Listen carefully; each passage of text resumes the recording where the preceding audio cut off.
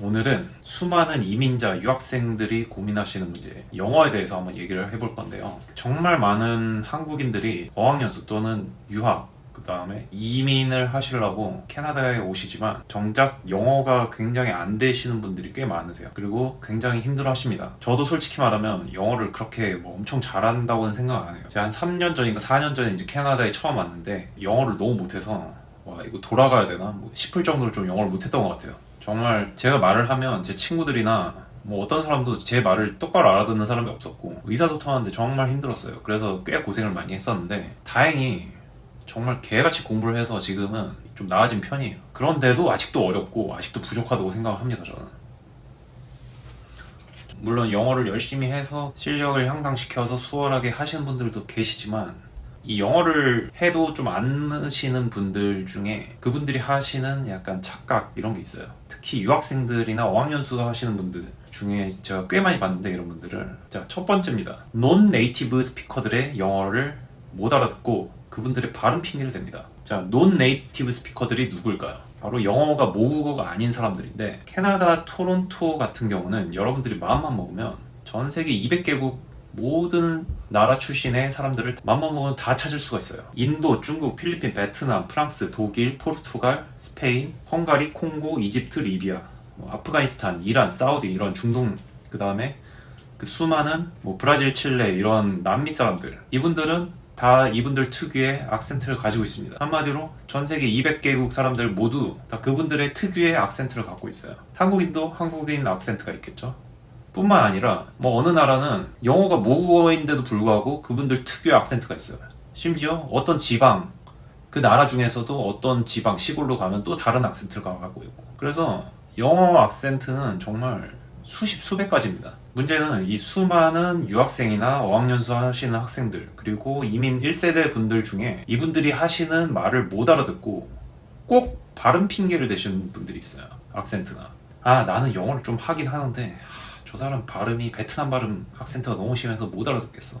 나는 토익 900 나왔고 한국에서 아이엘츠 8 정도 나오는데 저 사람 인도 발음이 너무 세서 저 사람 내가 뭐 말하는지 나 잘 못 알아들었어 방금. 이런 분들이 꼭 계십니다. 근데 죄송하지만 그분들은 영어를 잘하는 게 아니에요 사실. 적어도 캐나다에서 특히 토론토에서는 영어를 잘한다 라고 한다면 이분들은 무슨 말 하는지를 다 알아들으셔야 돼요. 아무리 이 사람들이 이 논네이티브 스피커들이 개떡같이 얘기를 해도 찰떡같이 알아들어야지 영어를 잘하는 겁니다. 발음 핑계를 대면 안 돼요. 물론 이 논네이티브 스피커들 중에서도 영어가 정말 이상한 사람들이 있긴 있어요. 진짜 간혹. 심지어 캐나다 네이티브들도 못 알아들을 정도의 영어를 하시는 분들이 계십니다. 예를 들어서 스코틀랜드 이런 완전 지방 시골에서 오신 분들이나 아니면 캐나다에서도 뉴펀들랜드 이런 쪽은 여기 네이티브들도 좀 알아듣기 힘들어 하세요. 근데 그 시골에서 오신 분들이 여기서 캐나다 사람들이랑 얘기를 할 때는 어느 정도 상대방에게 순화된 버전으로 얘기를 하긴 해요. 그래서 결국은 알아듣긴 듣습니다. 그런데도 현지인들이 못 알아듣는 수준의 영어를 하시는 논네이티브 스피커들도 물론 계세요. 그리고 그런 경우는 예외로 하고, 왜냐면 그건 정말 발음 문제가 맞을 수 있어요. 하지만 다른 사람들 다 알아듣고 있는데 내가 못 알아듣겠다. 그러면 죄송하지만 그거는 내가 영어를 못하는 겁니다. 아무리 토익이나 이런 거, 아이엘츠, 리스닝 다 들리는데 논네이티브 스피커들이 영어를 못 알아듣는다면 그건 영어를 못하는 거예요 사실. 왜냐면 한번 생각을 해보세요.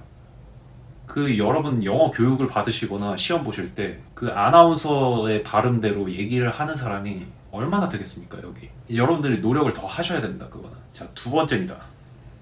이런 분들이 계세요. 영어는 역시 미드로 공부를 해야 돼. 아니면 영어를 짤막짤막하게 알려주는 유튜브 채널 이런 걸로 공부를 하면 자연스럽게 늘게 돼 있어 라고 생각을 하십니다. 역시 영어 공부는 프렌즈가 최고지 이렇게 생각하시고 미드만 줄창 보시는 분들이 영어가 좀 안 늘어요 사실. 물론 미드를 보는 게 안 보는 것보다는 당연히 영어가 늘겠죠. 근데 하지만 저는 그 미드만 봐서는 영어가 느는 속도가 생각보다 빠르다고 생각 안 해요. 물론 이 영어 미드 같은 걸로도 굉장히 좋은 효율로 정말 머리 쥐날 정도로 입에서 피가 날 정도로 스피킹 공부를 하셔서 잘하시는 분들 물론 계세요. 그건 정말 잘하시는 거예요. 근데 대부분의 한국인들이 영어를 난 미드로 공부를 해야지 하다가 놓습니다. 그러다가 그냥 미드만 즐기고 그냥 끝나요. 자막을 켜놓거나 이렇게 하시다가. 글쎄 저는 저의 개인적인 생각인데, 제가 제 영어 실력이 가장 빨리 늘었던 순간이 언제였냐면, 한번 생각을 해보면, 제가 퇴사할 때 그 IELTS 대학교 가려고 IELTS를 2달 동안 정말 피똥 싸게 공부한 적이 있는데, 딱 이 2달 동안 영어가 가장 빨리 늘었어요, 제 인생에서. 그때 이 해커스 토플 보카였나요? 그런 단어 암기하는 그런 책이 있었는데, 그 책을 거의 한 3번 정도 봤고, 그리고 IELTS 그 기출문제 4권 정도를 사서 케임브리지에서 나온 그걸 2달 동안 거의 다 외우다시피 했습니다. 이때 제가 한 고등학교 수능 때보다 공부를 더 많이 했던 것 같아요. 더 열심히 했던 것 같아요. 제가 이때 공부를 하면서 무슨 생각을 했냐면, 아씨, 이 그지 같은 시험 빨리 그냥 통과해서 나머지 영어 공부는 캐나다 가서 하자. 캐나다 가면 자연스럽게 늘 거야 라고 생각하고 공부를 했습니다. 근데 이제 제가 원하는 IELTS 점수가 나오고 나서 보니까 영어 실력이 꽤 늘어있는 거예요. 이 웬만한 영자 신문 같은 게 늘기 시작을 했고, 테드 터크 같은 강연 같은 게 다 들리기 시작하고, 영어 뉴스 이런 것도 조금씩 들리기 시작하면서 신기했어요. 너무 그때 정말 행복했습니다. 마치 귀머거리였다가 제가 약간 수술을 받아서 귀가 재생이 돼서 막 들리는 기분, 그 다음에 까막눈이었다가 새로운 게 막 보이는 그런 기분이었어요. 그리고 나서 재미가 붙어서 영어로 된 책을 정말 많이 봤습니다. 정말 수십 권을 본 것 같아요. 처음에는 이 책 한 권을 보는데도 꽤 오래 걸렸어요. 나중에는 이 실력이, 리딩 실력이 점점 늘면서 이 한 권 읽는데 걸리는 시간이 계속 단축이 돼요. 그 다음에 옛날에 무식하게 외웠던 영어 단어, 이 아무런 활용 방법도 몰랐던 이 영어 단어가, 한번 외우고 까먹었던 영어 단어가 보이기 시작하는 거죠. 그래서 물론 사람마다 영어를 공부하는 방식은 다 다르겠지만, 이 무식하게 외우고 주입식으로 공부를 해서 하는 게 가장 빨리 느는 것 같아요. 시간을 가장 단축할 수 있는 좋은 방법인 것 같습니다. 물론 미드를 보면서 공부하면 재미는 있겠죠. 아무것도 안 하는 것보다는 당연히 미드라도 보는 걸 저는 추천을 해요. 하지만 여러분들이 더 잘 알고 계실 거예요. 이 미드를 보면서 느는 영어의 속도가 어떻게 되는지 여러분들이 아마 잘 아실 거라고 생각합니다. 저는 여러분들 바쁘고 공부하기 싫고 시간도 없으시잖아요. 그러니까 그냥 단기간에 영어를 조지세요. 그냥 저는 좀 성격이 게을러가지고 그냥 뭐 하기 싫어가지고 그냥 단기간에 조지는 걸 좋아해서 그런지 모르겠지만, 그렇게 하는 게 저는 가장 좋았던 것 같아요. 하지만 여러분들의 성향이 나는 천천히 조금씩 할래 하신 분들이라면 그것도 하나의 방법이라고 생각합니다. 안 하는 것보다는 확실히 나아요. 자, 3번째입니다. 필리핀, 인도 이런 악센트로 영어를 배워서는 안 돼 라고 생각을 하십니다. 특히 이 어학연수나 그다음에 유학하시는 분들 중에 홈스테이 고르실 때 필리핀 가정이나 이런 캐나다 네이티브가 아닌 가정들을 좀 꺼려 하시는 분들이 꽤 많아요. 카페나 블로그 이런 데 보면은 정말 많이 보입니다.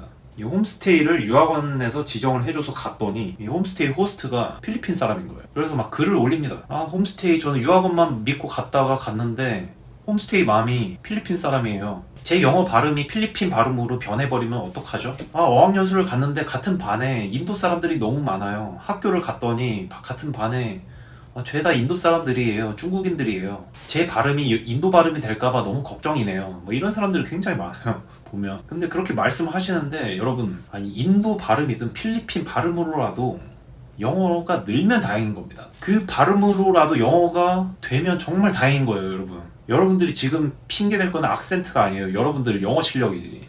그 발음으로라도 영어 실력이 안 늘어요. 죄송하지만. 한번 그 어학연수 가신 분들 특히 한번 주변 돌아보세요. 학생들. 한국인 학생들 한번 주변에 같이 몰려 다니시잖아요. 한번 돌아보세요. 그분들이 하시는 영어를 한번 보십시오. 필리핀 발음이나 인도 발음으로라도 유창하게 영어를 하는지 한번 보세요.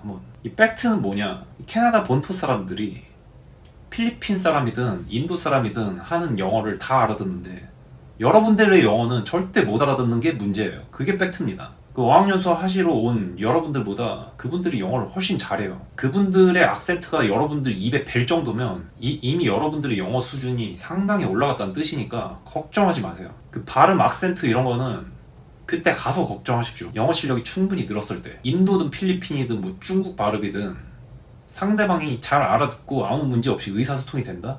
그거는 여러분들이 열심히 하셔서 영어 실력이 이미 늘었다는 뜻입니다. 어학연수 하시는 분들, 유학하시는 분들 한번 주변을 돌아보십시오. 발음 때문에 의사소통이 안 되는 건지, 아니면 아주 쉬운 표현조차도 내 표현 능력이 너무 딸려서 전달이 안 되는 건지 돌아보십시오 한번. 자, 오늘 이렇게 그 캐나다에 유학 또는 어학연수를 하러 오셔서 영어에 대해서 좀 착각하는 부분 이런 거에 대해서 짚어봤는데 중요한 거는 여러분들이 속도가 어떻게 됐건 꾸준히 하신다면 영어가 늘 거라고는 생각합니다. 그렇기 때문에 놓치만 않으셨으면 좋겠어요. 영어를 아예 포기를 하시고 그렇게 사시면 뭐 그렇게 사시는 분들도 꽤 많이 계세요. 한인사회에 영어 굳이 안 써도 여기서 한인사회에서 먹고 사는데 큰 문제 없어 라고 얘기하시는 분들도 물론 계세요. 근데 한번 특히 젊으신 분들이라면 젊은 유학생들이나 비싼 돈 들이셔서 어학연수를 하시는 분들이라면 최대한 영어를 좀 익히셔서 하나라도 얻어가는 게 있으면 참 좋을 것 같다는 생각을 합니다. 그리고 여기서 이민을 하시는 분들이라면